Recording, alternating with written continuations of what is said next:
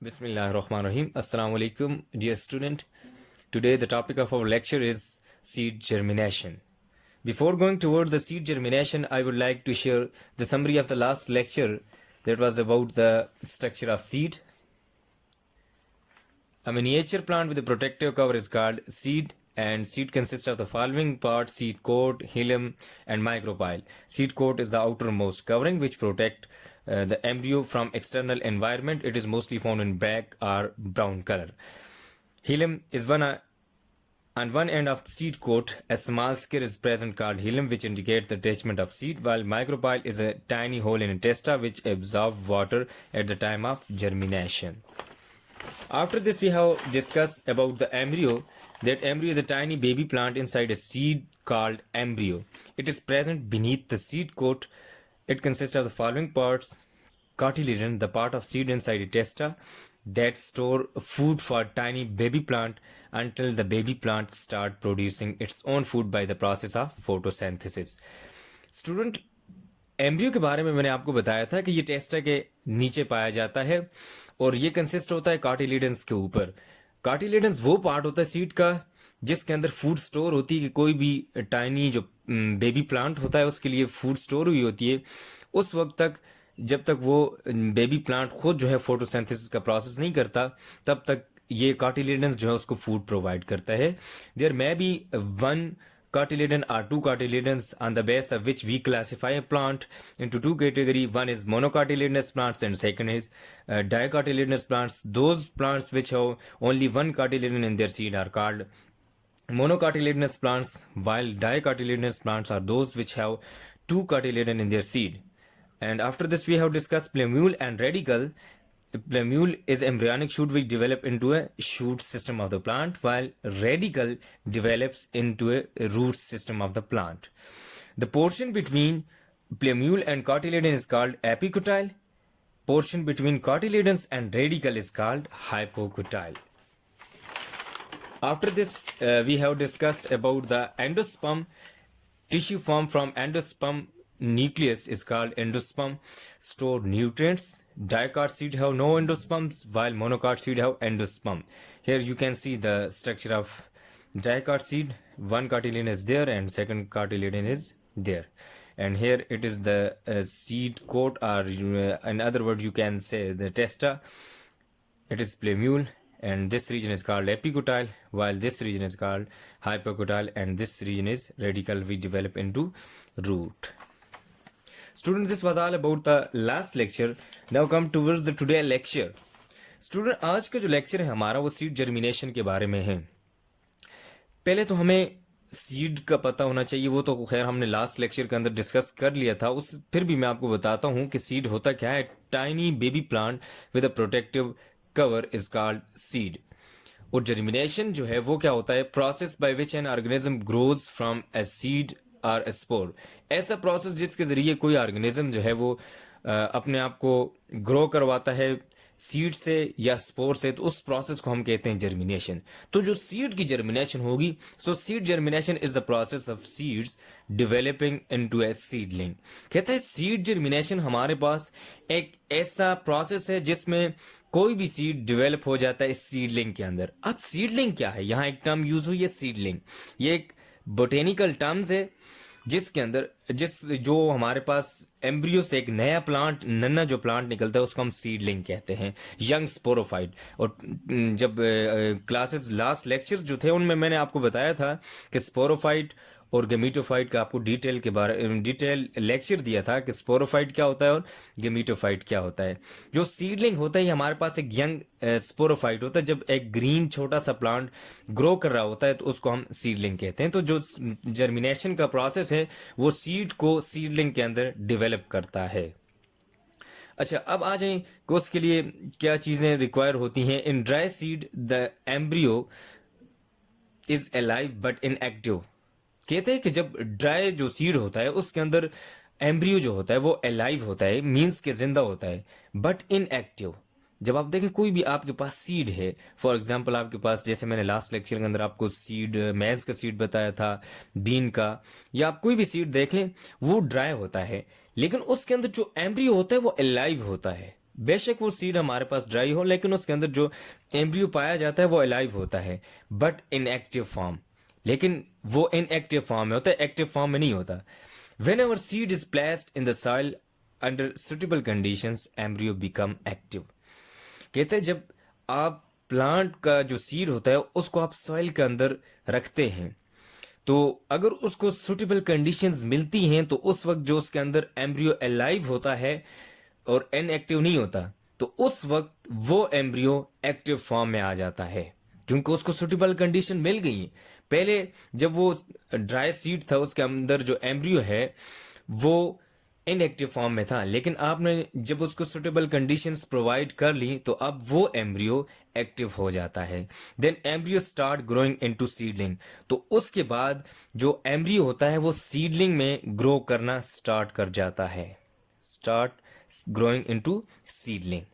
Seed germination start with the absorption of water through micropyle. कहते हैं seed germination start कैसे होती है। सबसे पहले seed germination start absorption of water से होती है, कि जो सीड होता है वो वाटर को एब्जॉर्ब करता है, तब वो जाकर अपनी जर्मिनेशन करता है। अब वो वाटर एब्जॉर्ब कैसे करता है, वो वाटर माइक्रोपाइल के जरिए एब्जॉर्ब करता है। अब इसके बाद आ जाए इमर्जेंस ऑफ रेडिकल। ये कुछ स्टेप्स हैं जर्मिनेशन के। पहला जो स्टेप है हमारे पास emergence of radical. When seed absorb water, then radical emerge out and develop into roots. कहते हैं कि लास्ट टाइम मैंने जब आपको स्ट्रक्चर ऑफ सीड बताया था उसमें प्लोमील्स और रेडिकल के बारे में बताया था। रेडिकल जो रूट के अंदर डेवलप हो जाता है, तो कहते हैं कि जब उस सीड को वाटर मिल जाता है, वो एब्जॉर्ब कर लेते हैं, उस वक्त रेडिकल एमर्ज आउट हो जाता है। उस सीड जो कोट होता है वो, ये अंदर जो रेडिकल होता है वो बाहर की तरफ निकलना शुरू कर देता है और रूट्स बनाना स्टार्ट कर देता है। इसको हम कहते हैं इमर्जेंस ऑफ रेडिकल। ये पहला प्रोसेस होता है सीड जर्मिनेशन के अंदर। इसके बाद होता है सीड कोट ब्रेकिंग, कि जो सीड की कोट होती है जिसको हम टेस्टा कहते हैं वो ब्रेक हो जाती है। अब वो ब्रेक किस वजह से होती है? Radicle breaks the seed coat or testa and emerge out into soil. वो जो रेडिकल्स है वो उस सीड कोट को ब्रेक करती है। Radicle breaks the seed coat or testa and emerge out into a soil. जैसे वो सीड जो उसके अंदर रेडिकल था उसने एमर्ज आउट हुआ और ऊपर टेस्टा होती है, कवरिंग होती है जाहिर, फिर उसको वो एमर्ज कर उसको ब्रेक करता है और खुद जो है एमर्ज आउट हो जाता है इनटू ए सॉइल, और वो रूट्स जो है मर्ज होकर सॉइल में आकर आगे रूट सिस्टम डेवलप हो जाता है। ये दूसरा प्रोसेस था जो सीड जर्मिनेशन में होता है। तीसरा है हमारे पास इमर्जेंस ऑफ प्लेम्यूल, कि इमर्जेंस ऑफ प्लेम्यूल कैसे होती है। ये तीसरा प्रोसेस है सीड जर्मिनेशन का। Due to breaking of seed coat plumule begins to grow to form a shoot. कहते हैं जब ब्रेकिंग ऑफ सीड कोट होती है तो उस वक्त जो प्लेम्यूल होता है वो बिगेन हो जाता है ग्रो करने में और एक शूट बना देता है। जैसे ही जो ब्रेक हुई, सीड कोट ब्रेक हो गई, अब वो प्लोम्यूल जो है वो स्टार्ट कर देता है ग्रो, किसको? शूट बनाने को स्टार्ट कर देता है। Plumules begin to grow to form a shoot, एक शूट सिस्टम। अब शूट और रूट, रूट वो पार्ट होता है प्लांट का जो अंडरग्राउंड यानी कि सॉइल के अंदर पाया जाता है, और शूट वो पार्ट होता है जो अबव द सॉइल और अबव द ग्राउंड होता है, उसको हम शूट कहते हैं। तो जो प्लोम्यूल पार्ट होता है वो shoot system of the plant develop करता है। इसका काम है कि स्टेम बनाना, जो अपवर्ड एरिया होता है प्लांट का ग्राउंड से, उसको बनाना प्लोम्यूल का काम होता है। अब आ जाते हैं टाइप्स ऑफ जर्मिनेशन की तरफ। जर्मिनेशन हमारे पास कितनी टाइप की होती है? On the basis of growth of the plumule there are two types of germination. हाँ देखिए, कोई भी क्लासिफिकेशन हो तो उसके पास उसका हमारे पास एक क्राइटेरिया होता है जिसकी बेस पे हम किसी भी चीज़ को दो कैटेगरी में डिवाइड करते हैं। तो यहाँ पे हमारे पास जो क्लासिफिकेशन का क्राइटेरिया है वो ग्रोथ ऑफ प्लोम्यूल है, कि हम प्लोम्यूल की ग्रोथ के ऊपर, उसकी बेस के ऊपर जर्मिनेशन को दो टाइप्स में डिवाइड करते हैं। एक टाइप होती है हमारे पास इपीजियल जर्मिनेशन और दूसरी जो है वो हाइपोजियल जर्मिनेशन। तो सबसे पहले हम एपीजियल जर्मिनेशन को देखते हैं कि एपीजियल जर्मिनेशन हमारे पास क्या होती है। साइंस में जब भी आप वर्ड देखेंगे AP, AP mean above, it means above, AP mean above and geal mean soil.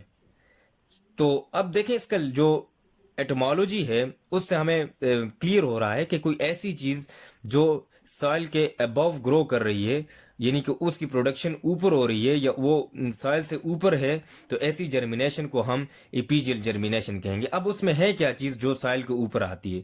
So in epigeal germination, the cotyledons come out from the soil due to elongation of hypocotyle. कहते हैं epigeal germination वो germination है जिसमें cotyledons soil से बाहर आ जाता है। अब वो बाहर किस वजह से आता है? क्योंकि जो हाइपोकोटाइल रीजन है वो एलंगेट कर जाता है। वो एलंगेट जब होगा तो हाइपोकोटाइल रीजन, तो हमने यही कहा था ना कि कार्टिलेडन और रेडिकल के दरमियान जो रीजन है उसको हम हाइपोकोटाइल कहते हैं। तो जो एपीजियल जर्मिनेशन होती है इसके अंदर जो हाइपोकोटाइल है इसकी एलंगेशन हो जाती है, ये साइज इसकी लेंथ जो है वो इंक्रीज हो जाती है, तो कार्टिलेडन जो होता है वो come out from the soil, soil से बाहर आ जाता है और इस तरह वो सॉइल के ऊपर रहता है।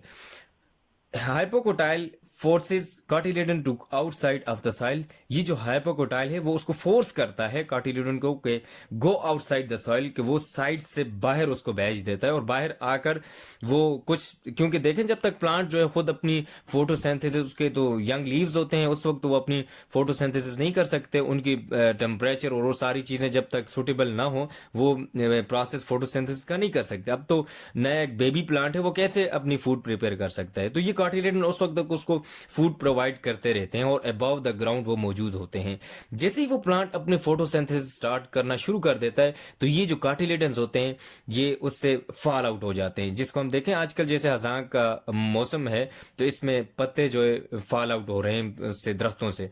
तो इसी तरह वो जो प्लम्यूल जो कार्टिलेडन है वो भी उससे फॉल आउट हो जाता है और ज़मीन पे गिर जाते हैं, और वो क्योंकि उन्होंने अपना फंक्शन जो था उन्होंने पूरा कर दिया। अब प्लांट खुद जो है इस काबिल है कि वो फोटोसिंथेसिस कर सकता है और अपनी खुराक खुद बना सकता है।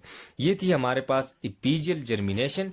और इसमें देखें seed coat also emerges from the soil. अच्छा, एक और बात इसमें कि सीड कोट जो होता है वो भी इमर्ज आउट होता है सॉइल से बाहर। जितने भी मैं आपको एग्जांपल दूंगा उसमें देखें आप, जितने भी सीड कोट यानी कि उसके ऊपर जो कवरिंग होती है वो भी ग्राउंड से बाहर आ रही होती है। वो किस वजह से? क्योंकि नीचे हाइपोकोटाइल की जो लेंथ है वो इंक्रीज हो गई है, अब वो उसको फोर्स कर रही है कि अपवर्ड मूव करे और आउटसाइड द सॉइल वो जाए। और इनकी एग्जाम्पल है एपीजियल जर्मिनेशन की हमारे पास कुकम्बर, बीन्स और वाटरमेलन। ये जितने भी प्लांट्स हैं इनमें एपीजियल जर्मिनेशन होती है, कि ऐसी जर्मिनेशन जिसमें कार्टिलेडन जो है सॉइल से बाहर आ जाए, ज़मीन से ऊपर आ जाए, उसको हम कहते हैं एपीजियल जर्मिनेशन। और इसकी एग्जांपल मैंने आपको दी कुकम्बर और इसके बाद बीन्स, वाटरमेलन। दूसरी जर्मिनेशन जिसको हम हाइपोजियल जर्मिनेशन कहते हैं, हाइपो मीन बिलो एंड जियल मीन सॉइल। इट मीन्स ये वो टाइप है जिसमें कार्टिलेडन जो है वो इनसाइड सॉइल ही रहता है। Hypogeal germination, that type of germination in which cartiledons remain inside the surface of ground and epicotyle elongates। कहते हैं जो हाइपोजियल जर्मिनेशन है इसमें कार्टिलेडन जो है inside the surface of the ground ही रहता है, क्योंकि इसके अंदर एक तो वो रीजन जो हाइपोकोटाइल रीजन पिछली जर्मिनेशन के अंदर हमने पढ़ा कि वो उसके अंदर उसकी इलांगेशन होती है, लेकिन यहाँ पे जो हाइपोकोटाइल रीजन उसकी इलांगेशन नहीं होती बल्कि एपिकोटाइल जो रीजन होता है उसकी इलांगेशन होती है। एपिकोटाइल एलंगेट्स, और जब वो एलंगेट कर जाता है तो उस वजह से जो कार्टिलेडन्स हैं वो इन सॉइल के अंदर ही रहते हैं और बाकी जितना भी जो शूट सिस्टम है वो बाहर की तरफ आ जाता है, उससे सॉइल से बाहर आ जाता है। और इसकी एग्जांपल अगर हम देखें तो एक मेज प्लांट, जो मकई का प्लांट, आप इसको देखें, पी प्लांट एक्सेट्रा, ये सारी इसकी एग्जांपल्स हैं। ये था हमारे पास हाइपीजियल जर्मिनेशन और दूसरा हाइपोजियल जर्मिनेशन और एपीजियल जर्मिनेशन। अब आ जाएं conditions for germination of seed, कि वो कौन सी ऐसी कंडीशंस हैं जो एक सीड के लिए नेसेसरी होती हैं। तो उनमें देखते हैं कि the living seed should have sufficient food for germination. कोई भी जो लिविंग सीड होता है उसके पास सफिशिएंट फूड होना लाजमी है जर्मिनेशन के लिए, उसके पास होती मौजूद, क्योंकि कार्टिलेडन के अंदर कार्टिलेडन का काम ही ये होता है कि न्यूट्रिएंट को स्टोर करना, और जब तक वो खुद फोटोसिंथेसिस नहीं करता तो उसको फूड प्रोवाइड करना इन कार्टिलेडन्स का काम होता है। Apart from this, some environmental conditions like water, oxygen, and temperature necessary for seed germination.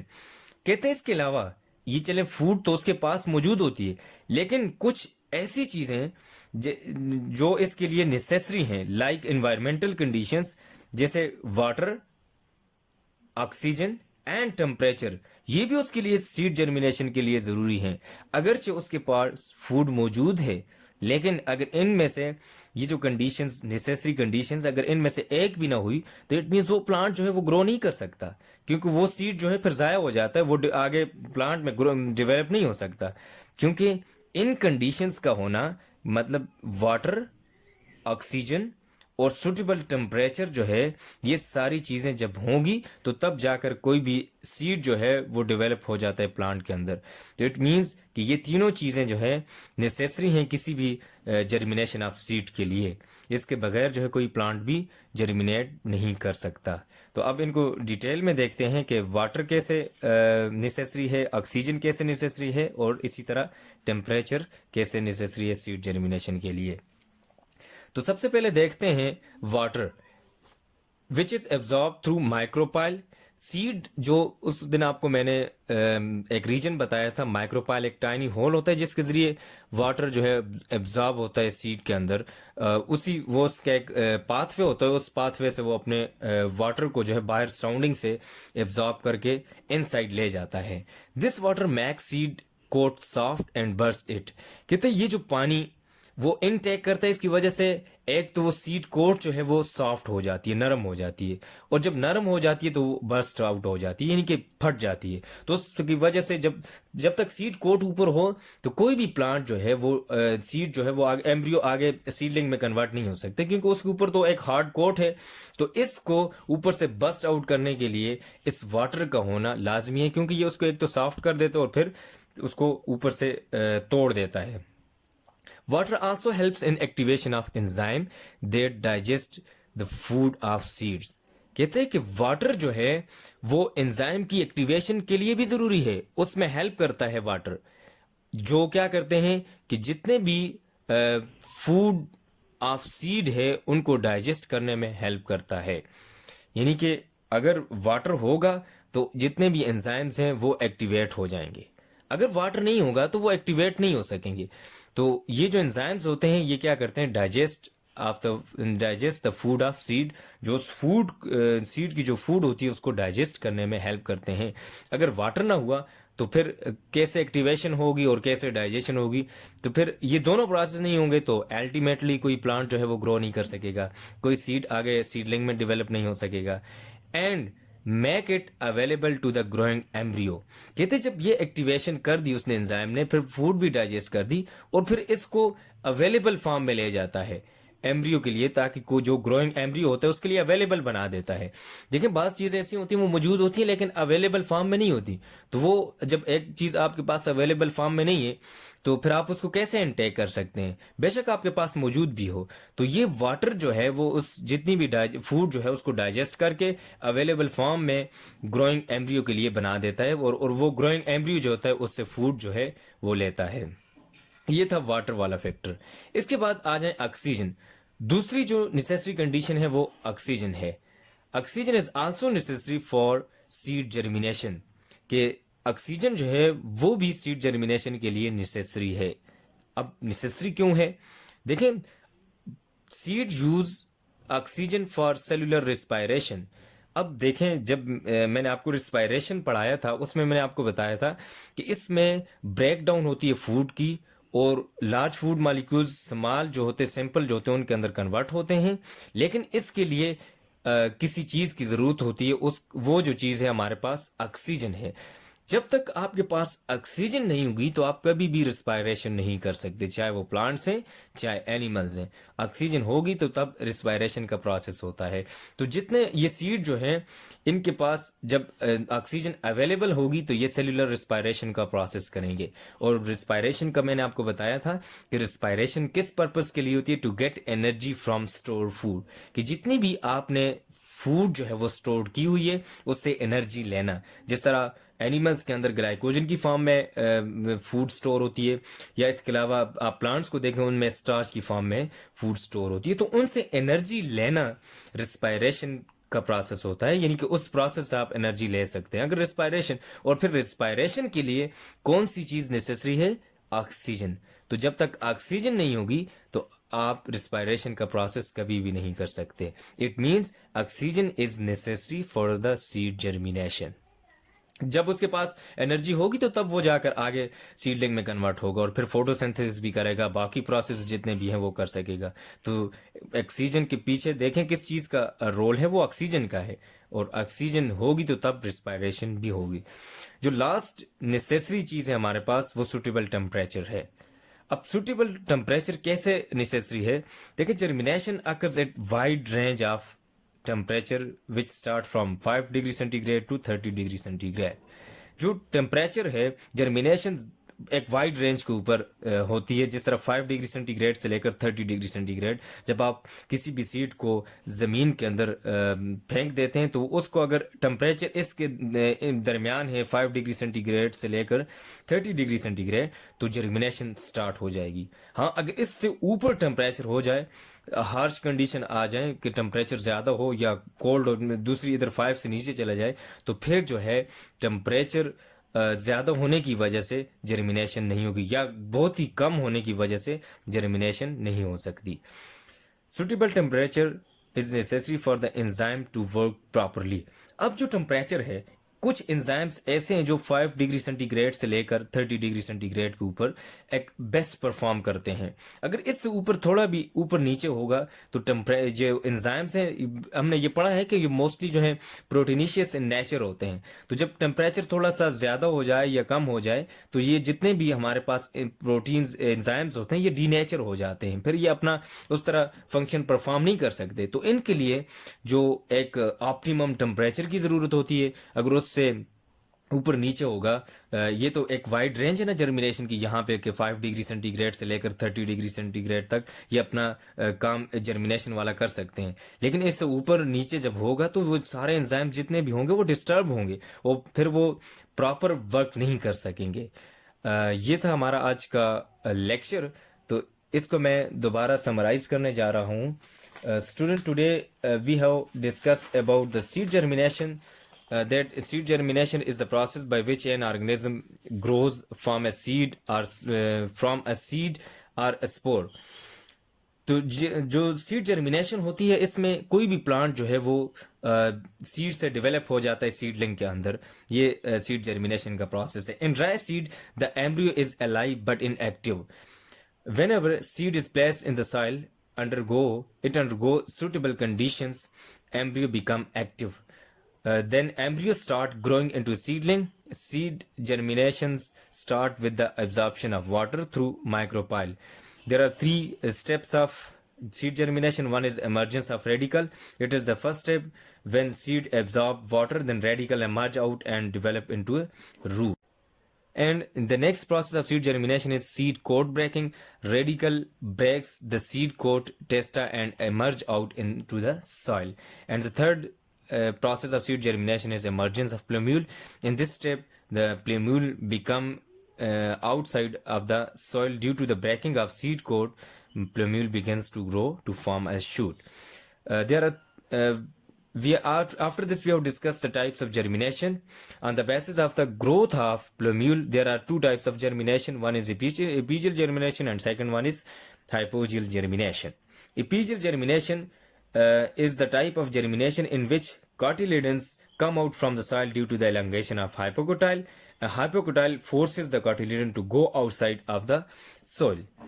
And after this, we have discussed that seed coat also emerges from the soil. An example of epigeal germination, cucumber plant, beans, and watermelons do the process of epigeal germination, undergoes the process of epigeal germination. And the second one is hypogeal germination. Hypo means below and geal means soil. That type of germination in which cotyledon remain inside the surface of ground and epicotyle elongates. Example maize, pea, etc. are the example of hypogeal germinations. So there are conditions for germination of seed. There are many conditions which are necessary for the germination of seed. Living seed should have sufficient food for germinations. Apart from this, some environmental conditions like water, oxygen, temperature are also necessary for seed germination. Now, after this, we have discussed that water in detail, that how water is important for the seed germination. Water absorbed through the micropyle by seed. This water makes seed coat soft and burst it, which also help in the activation of enzyme that digest the food of seeds and make it available to the growing embryo. After this, we have discussed that oxygen is also necessary for the seed germination because it help in the cellular respiration. As a result of cellular respiration, living organism get energy to perform a vital activity of the life. This energy get from stored food. Suitable temperature is also necessary for the seed germination. Germination occur at a wide range from 5 degrees centigrade to 30 degrees centigrade. Suitable temperature is necessary for the enzyme to work properly, otherwise enzymes can't work properly. Student, this was all about the today lecture. If you have any problem, you may ask. Student, आपकी जो home assignment है, आपने lecture के main points लिखने हैं। जिस तरह मैंने यहाँ पे आपको हेडिंग के साथ लिखवाया है, इसी तरह ये पढ़ाया है, इसी तरह आपने जो है अपनी जो असाइनमेंट पेजेस हैं उसके ऊपर टू द पॉइंट हर एक चीज़ लिखनी है और सारा जितना भी है सीड जर्मिनेशन, फिर उसकी टाइप्स और उसके लिए जो नेसेसरी कंडीशंस हैं उनके बारे में मेन पॉइंट्स आपने लिखने हैं। और आपने ये असाइनमेंट जो है वो असाइनमेंट पेजेस के ऊपर लिखनी है और इसकी एक हर एक सब्जेक्ट की अपनी फ़ाइल बना लें और उसके अंदर उसको रख दें। जैसे एक फ़ाइल, जिस तरह बायोलॉजी की कोई आपकी फ़ाइल है, तो जितनी भी आपको असाइनमेंट्स मिलती हैं आप वो करके असाइनमेंट पेजेस के ऊपर और उस फाइल के अंदर रखें। जिस दिन फिर आपको स्कूल बुलाया जाएगा वहाँ आकर आप अपनी असाइनमेंट जो है सबमिट कर दें। बहुत शुक्रिया। अल्लाह हाफिज़।